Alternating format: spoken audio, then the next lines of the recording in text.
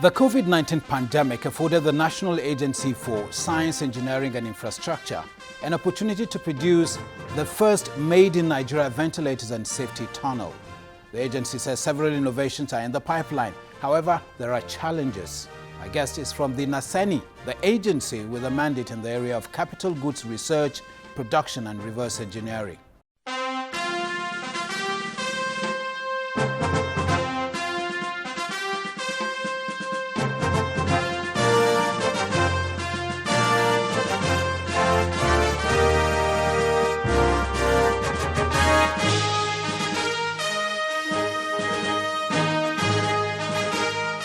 Hello there, welcome to another episode of Dateline Abuja. I'm Ibrahim Adra. And congratulations to all Nigerians as we celebrate our National Democracy Day. Unfortunately, though, the COVID-19 pandemic is restricting this year's celebrations. Now, talking about the pandemic, the FCT administration is moving to the next phase of fighting the spread of the coronavirus. At an emergency meeting with religious, traditional and political leaders in the nation's capital, the Minister of the FCT, Malam Mohammed Bello, charged royal fathers, religious leaders and area council chairmen to take on the responsibility of educating and sensitizing residents at the grassroots level on the need to adhere to established protocols in the fight against COVID-19, especially in the territory.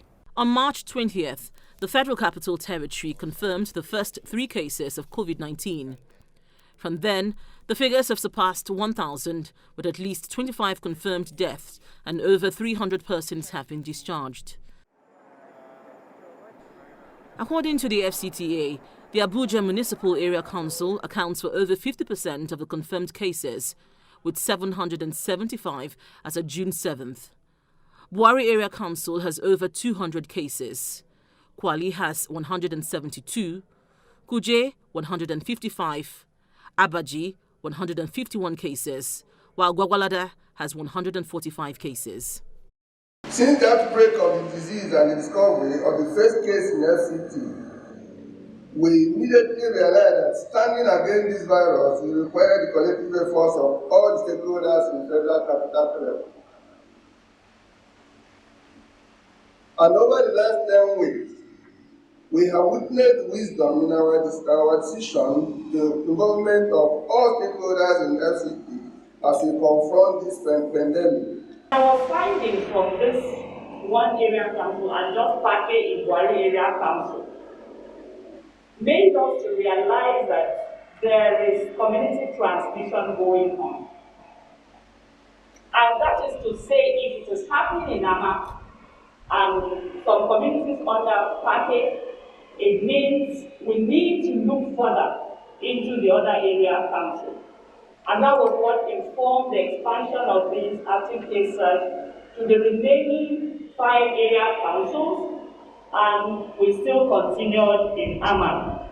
This meeting with religious, traditional and political leaders in the Federal Capital Territory has been convened over the rising level of community transmissions.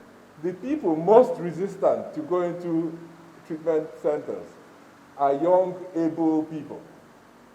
The people most at risk from dying, we looked at the data presented, are the elderly people in our society. So we need to protect the vulnerable, the elderly, people with comorbidities, and all of us are getting to that stage. But the people that we need to do this are the most resistant to come into care because they feel that, well, if I am well, why should I be hospitalized? Royal Fathers, the next stage is we will be approaching you and our religious leaders as well, because we are now moving into a new phase of the pandemic. The virus has escaped. It has escaped into the communities. The only way we can stop this is to work very closely with you to push through the issue of education and the knowledge about how to protect ourselves and our communities. Despite the plea to lead the community advocacy, the religious and traditional leaders have their concerns. There are people who are willing to abide with all the guidelines, but they cannot afford what to eat in their homes. And I believe, based on religion teaching, before coronavirus should before poverty will kill you, a lack of food will kill you, it's better you go out and then a pandemic kill you, because you may escape that one. So the area of palliative should be taken very, very serious, not only giving it out, but following it up. When we talk about temperature gauge, some churches have them, but a report reaching our office shows that not all mosques or churches can afford this because they are very expensive in town. That's the reality. So please, we will appreciate, since we are going deeper into community awareness and so on and so forth, engaging people, we want to solicit if this can as well be made available to go a long way.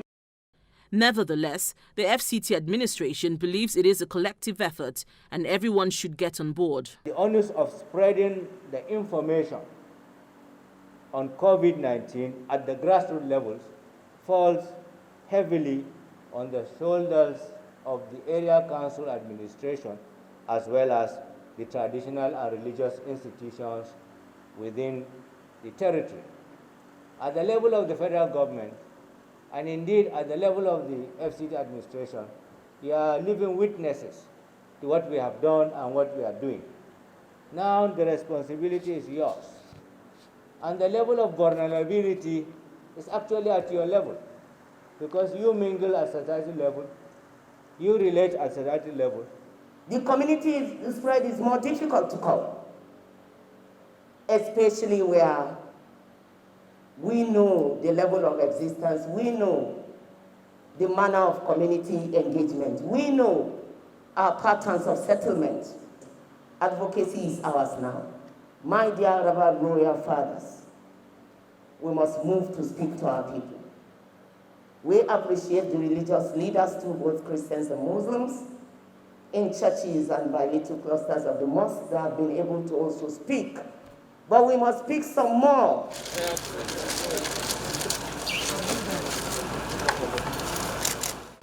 Meanwhile, the FCT chapters of the National Council of Women's Societies and the Nigeria Labour Congress were among the beneficiaries of the latest palliative distribution by the FCT administration. The organizations received 1,000 bags of 5-kilogram rice each and 1,000 bags of condiments each. Many today turned vulnerable not because at the beginning they could not manage, but staying at home for a very long period of time, again with delay or non-payment of salaries here and there, family upkeep became a daunting task. To this end, they also qualify as vulnerable. And I know this will not last for too long. Management staff of Channels Media Group arrive in the Minister's wing at the Federal Capital Development Authority complex. The team comes with a truckload of rice, which is meant to be distributed by the FCT administration to the poor and vulnerable in the nation's capital. To acknowledge the efforts of the administration in tackling the COVID-19 pandemic. We also applaud the efforts of the organization in reaching out to the vulnerable people. It is in identification of this fact that the Channels Media Group wants to partner with you to reach out to the vulnerable, especially within the FCT.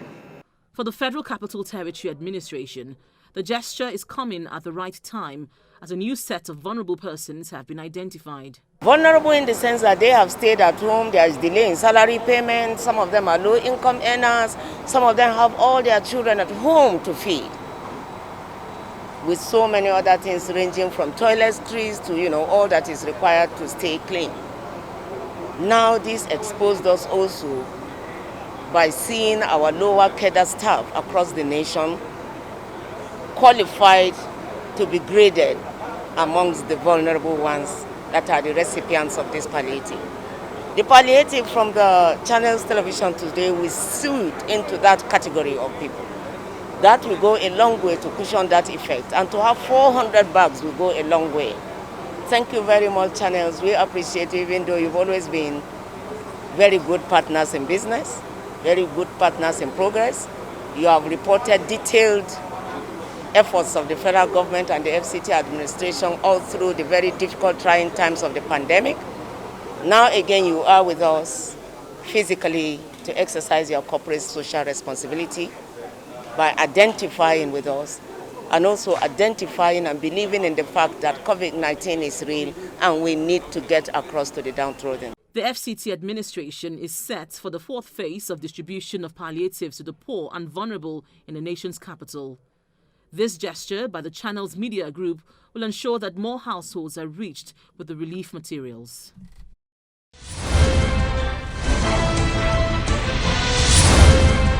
Thanks for staying with us. Remember, the number of COVID-19 cases reported by the Nigeria Center for Disease Control are human beings like you and I. Don't wait to be a victim before taking action. Take responsibility today. Now let's look at some of the stories that made the headlines in the nation's capital this week. Hello, Nigerians. President Muhammadu Buhari has paid tribute to Nigerians who paid the price to ensure democracy thrives in the country. In a national broadcast to mark this year's Democracy Day, he notes that the country has enjoyed 21 years of uninterrupted democratic rule because of the sacrifice made by the nation's founding fathers. President Muhammadu Buhari has received the report of the Economic Sustainability Committee with a pledge that the federal government will continue to implement measures meant to safeguard the economy. The Economic Sustainability Committee, chaired by Vice President Professor Yemi Osinbajo, was inaugurated by the President on March 30 in response to the threat of the most severe economic downturn in the nation's history, largely caused by the COVID-19 pandemic. As we go forward, we must chart a new course and remain steadfast. I believe the priorities contained in this plan present a practical way of achieving our desire of a truly competitive economy that can support our people and secure our future. Meanwhile, President Muhammadu Buhari has told the ECOWAS Commission to come up with an economic recovery plan that will help member states overcome the devastation caused by the COVID-19 pandemic. A statement by the presidential spokesman, Malam Garba Shehu, says the president was speaking during a virtual meeting with the president of ECOWAS Commission, Mr. Jean Cassibro. Away from the COVID-19 pandemic, the Senate has approved the nomination of Justice Monica Dongban-Mensem as the president of the Court of Appeal. Her confirmation follows the presentation and consideration of the screening report of the Senate Committee on Judiciary, Human Rights and Legal Matters. President Muhammadu Buhari had nominated Justice Dongban-Mensem as the second female president of the Court of Appeal. A delegation of the Nigeria Governors Forum has met with the Chief of Staff to the President, Professor Ibrahim Gambari, to thrash out issues concerning the autonomy of state legislature and the judiciary. The forum was represented by Governors Kayode Fayemi, Aminu Tambuwal, and Abubakar Bagudu. Others at the meeting are the Ministers of Justice and that of Finance, Budget and National Planning. Over 1,400 Boko Haram terrorists have been neutralized in the northeast. This is according to the Chief of Army Staff, General Tukur Buratai, who was at the State House to give the President an update on security situation in the country. In the meantime, the federal government is not taking the recent upsurge in cases of rape in the country lightly, as it has resolved to take decisive action against the rapists in the country. This is in addition to pushing for the domestication of the Violence Against Persons Prohibition Act, VAPA, 2015. The decisions are the outcome of deliberations on a memo submitted to the Council by the Minister of Women Affairs, Mrs. Pauline Tallen. It got the full support of Mr. President and all members of Council that government will take decisive actions at the highest level to protect women and children within this country. The Senate and the House of Representatives have passed the revised 2020 budget.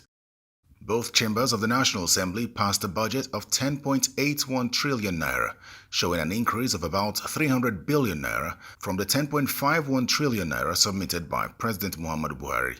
The budget was revised by the executive due to current realities caused by the COVID-19 pandemic and the drop in oil price. In our interview segment, the Executive Vice Chairman of the National Agency for Science and Engineering Infrastructure, Professor Mohammed Haruna, talks about the challenges confronting engineering and technology innovations in the country. Professor Mohammed Haruna, thank you very much for coming on Dateline Abuja. Thank you very much for having me, Ibrahim. I would want us to begin with a quote of yours, one quote that a lot of Nigerians find very inspiring. NASENI is currently and consistently developing new designs and technologies to solve national problems. Yes. This is a quote that is attributed to you. Exactly. Now, my question is, how much of these technologies are actually at the stage of mass production at the moment? Not just conception, not just design stage. Yes. The technologies that are matured, that have passed all the necessary standard accreditation and certification and are in mass production in the market, available in the market, include our solar products, our solar modules, that is solar panels, includes other accessories required to make a complete solar power supply, including inverters, including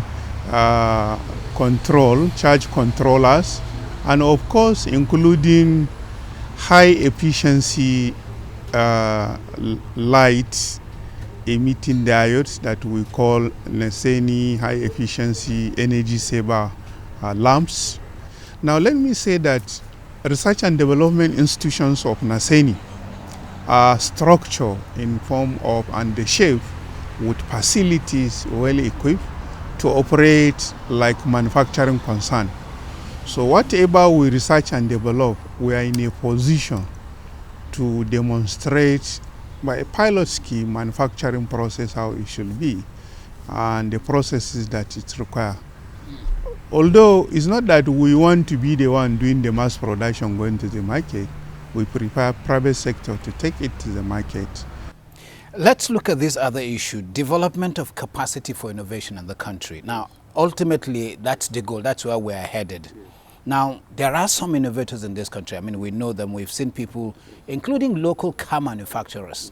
Tell me, what is the level of collaboration between NASENI and these individuals or organizations? It is within the mandate of NASENI to do everything possible to bring local innovators, particularly those from informal sector, who have some creativity and some ingenuity, but may lack certain equipment, may lack certain theoretical background in order to upgrade their own innovation to meet standards, both national and international standards. For example, somebody may just conceive with his hand and produce something.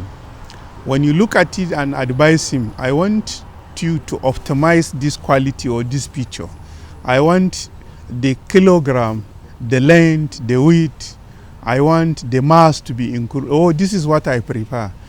Because he just created it without a design, just by imagining. If you ask him, what capacity is this, what weight is this, he will not be able to do. So it is within the mandate of NASENI, and we are doing that as much as possible to bring this from normal and informal sector to interact with our experts, to guide them, to assist in setting capacity development and orientation. Where possible, support them such that what they conceive can actually see the light of the day and be even standardized to even acquire intellectual property for it so that they benefit from their creativity. But I must confess, in as much as this is what we are supposed to do round the clock, we are not able to meet the demand that is before us so there is due to constraint on funds. Yes, there a are lot. So many people So many people all over the country. Once they conceive an idea, they approach NASENI, they contact NASENI. Some will come and use our facility because of the advanced manufacturing facilities we have, computer-aided design, computer-aided manufacturing. We do standardize their design to meet standards such that if you have a product at the end of the day, those responsible for granting intellectual property will see that yes, you have a design that this product can be attributed to you and agree to give you certificates that you are the inventor. But it's good to know that people are coming, people Yes. are aware and they are coming to People you. are You aware. just mentioned fund as Yes. a constraint. Yes. In what area do you hope to deploy this fund? Yes. I mean, how does funding come in here? Well, thank you very much for this question. NASENI, by its Establishment Act, we are not supposed to be complaining of fund. The founding fathers have thought it wise and have copied what is obtained elsewhere across the globe and developed a rugged policy, structure, and system of operation that will have made the agency efficient. The little things you are seeing from NASENI, if this aspect of our act is realized, today Nigeria will have been happier for it, because we are supposed to sell technology to Nigerian SMEs without asking for any honorarium or any payment, because they are supposed to be paying NASENI industrial levy through their taxes, through payment of taxes to Federal Inland Revenue. As a result of that, the whole thing circulates and it's a win-win situation. But this has never been realized. NASENI is supposed to have this fund such that whatever we want to do as an intervention for the development of the country, we don't have to be going calf in hand. I will give you an example. The current situation of the lockdown that is continuously being unlocked to ease hardship of COVID-19. We have developed so many products that should be by now installed in public places, in markets, in offices, that if as you are moving, you are disinfected completely without no fear. There is no need for you to use infrared thermometer to check whether I should enter your premises or to give me something to wash my hand. Our equipment will automatically disinfect you if you are not supposed to be allowed because of your condition or hazardous nature, or if you have already, you are a carrier, you can spread COVID-19 or the virus. But the alarm will tell us you don't need to come in even in the first place. And as you come in, because there is no evidence or there is no symptoms that you are exhibiting, you will be completely not only hand and mouth, even your clothes, if it is carrying anything. As you enter through the safety tunnel and come out, you are free, not only of coronavirus. I actually saw one of your demonstration when that thing came up. Very ingenious, if you ask me. Yes. So what exactly is it a problem of legislation or lack of implementation of the framework? Not legislation as such. For example, the equipment we developed, we subjected them to virological tests by experts. For example, National Institute for Pharmaceutical Research and Development have assessed the efficacy of these devices. What we are saying, NASENI is supposed by now to have its fund that can mass produce this, invite private sector to guide them on our design and creativity to also participate. They will produce what the nation will benefit from while making profits, while employing others. What is stopping this funding? That's my question, Prof. Well, we have not received funds either from government, the COVID-19 committee, despite all effort to reach out to all quarters. Thank you very much, Professor Mohammed Haruna, for coming on Dateline Abuja, and we wish you more successes at NASENI. Thank you very much. Thanks for staying with us. Now, until scientists find a certified drug for COVID-19, let us all take responsibility by avoiding large gatherings and ensure personal hygiene to reduce the risk of becoming infected by the virus. We would like to hear from you on some of the issues raised in the course of the program today. Please send your views and comments using the email address and Twitter handles on your screen. Also, be sure to share anything happening within your locality with us. Now, you may watch any episode of the program on youtube.com/channelsweb/videos. I'd like to thank you for watching. I'm Ibrahim Adra. We'll see you next time.